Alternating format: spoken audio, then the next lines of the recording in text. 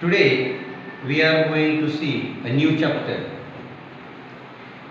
On page number 31, the lesson's name is The House Builder. First of all, I would like to read the first para.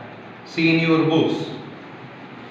This is a story of a mason who worked for a building contractor. The mason always strove to do his work to perfection. As soon as a house had been designed by the architect and details finalized by the engineer, the contractor would send for the mason and leave the responsibility of building the house to him. The mason would then, without wasting any time, start his work. He would take great interest in his work of building and do it with full dedication. He made sure that he used the best construction material of high quality. The measurements of the walls, doorways, arches, etc. were perfect, and he gave an excellent and appealing finish to whatever he built. The owners of the new houses built would be more than satisfied with the construction. Now, we will go this para in detail. So, in first line, the writer said that this is a story of a mason. This is a story of a mason. What is meant by mason? Mason is a man who builds the house with stone, bricks, etc. Mason म्हणजे काय तर गवंडी, जो घर बांधतो त्याला आपण गवंडी असं म्हणतो. त्याची ही कथा आहे. Who worked for a building contractor, जो एका कॉन्ट्रॅक्टरशी म्हणजेच ठेकेदाराशी काम करत असतो, त्याच्याबरोबर काम करत असतो, त्याच्या हाताखाली काम करत असतो किंवा त्याच्यासाठी काम करत असतो. The mason always strove to do his work to perfection.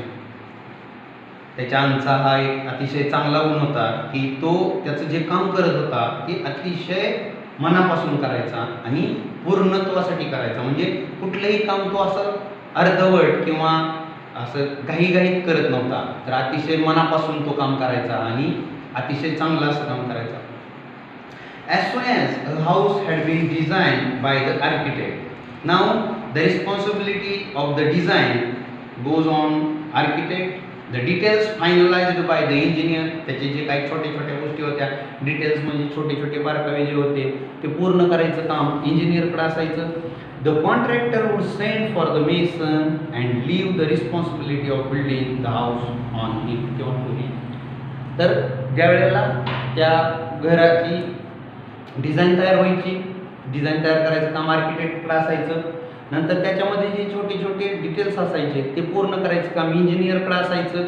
आणि नंतर ज्या वेळेला ते काम पूर्ण व्हायचं त्यावेळेला ही सर्व रिस्पॉन्सिबिलिटी म्हणजे जबाबदारी ही यायची मेसनवरती आणि मेसन तिथून पुढचं काम व्यवस्थित करायचा. Without wasting any time start his work. Without wasting any time म्हणजे कुठलाही वेळ न दवडता, कुठलीही वेळ वाया न घालवता तो त्याचं काम सुरू करायचा. He would take great interest in his work of building. Take good interest or take great interest म्हणजे तो अतिशय मन लावून त्याच्यामध्ये अतिशय रस घेऊन तो काम करायचा. It is said that love what you do or do what you love. म्हणजे जे काम तुम्ही करत आहात ते तुम्हाला आवडलं पाहिजे किंवा जे काम तुम्हाला आवडतं तेच काम करा. या दोन्हीपैकी जर एक केलं कुठलं तरी तुम्ही त्या कामामध्ये यशस्वी होऊ शकता, अन्यथा तुम्हाला यश मिळू शकत नाही. He would take great interest in his work of building and do it with full dedication. Dedication म्हणजे समर्पण. पूर्ण तो झोकून द्यायचा त्या कामामध्ये, पूर्ण वाहून घ्यायचा त्या कामासाठी स्वतःला. He made sure that he used the best construction material. कुठलंही घर बांधताना, कुठलीही बिल्डिंग बांधताना तो जे मटेरियल वापरायचा, जे साहित्य वापरायचा ते अतिशय दर्जेदार असायचं, अतिशय टॉप क्वालिटीचं असायचं. Of high quality and the measurements of the walls. Measurements म्हणजे माप त्याचं जे काय उंची, लांबी, रुंदी जे काय असेल ते तंतोतंत असायची भिंतींची. डोरवेज म्हणजे त्याचे दरवाजे अँड आर्चेस आणि इतर जे साहित्य आहे आपण ज्याला कमान वगैरे म्हणतो, त्या कमानी, त्याच्या भिंती, हे सर्व जे आहे ते त्याचं मोजमाप व्यवस्थित असायचं. दरवाजा खिडक्यांची क्वालिटी एक नंबर असायची. Were perfect and he gave and excellent and appealing finish to whatever he build. आणि त्यामुळं त्याचं जे काम असायचं ते अतिशय एक्सलंट असायचं. एक्सलंट म्हणजे अतिशय दर्जेदार, अतिशय उत्तम असायचं. आणि त्यामुळं the owners of the new houses build would be more than satisfied with the construction.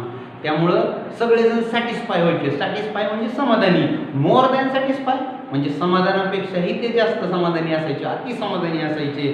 कारण त्यांनी असं कन्स्ट्रक्शन त्या आधी कधीही बघितलेलं नसायचं.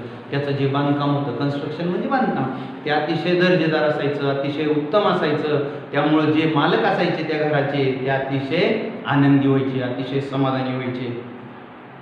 बिकॉज ऑफ द झील, diligence, loyalty and persistence that he played in his work. Zeal means great enthusiasm. म्हणजे काय तर भरपूर उत्साह. diligence means constant careful efforts. म्हणजे अतिशय सतत प्रयत्न करत राहणे, कंटिन्युअस प्रयत्न, अतिशय प्रयत्न करायचा तो. आणि लॉयल्टी म्हणजे एकनिष्ठ. तो जे काम करत होता त्या कामाशी तो एकनिष्ठ असायचा. कसलाही हलगर्जीपणा तो त्याच्या कामामध्ये करायचा नाही. आणि persistence, that is also a good quality. Persistence means चिकाटी. कुठलंही काम कंटिन्युअस करत राहायचं आणि जो प्रयत्न सुरुवातीला असतो तोच प्रयत्न शेवटपर्यंत ठेवायचा, त्याला म्हणायचं चिकाटी. म्हणजे काम पूर्ण झाल्याशिवाय थांबायचं नाही. That he displayed in his work. The mason was in great demand and fetched good business to his contractor.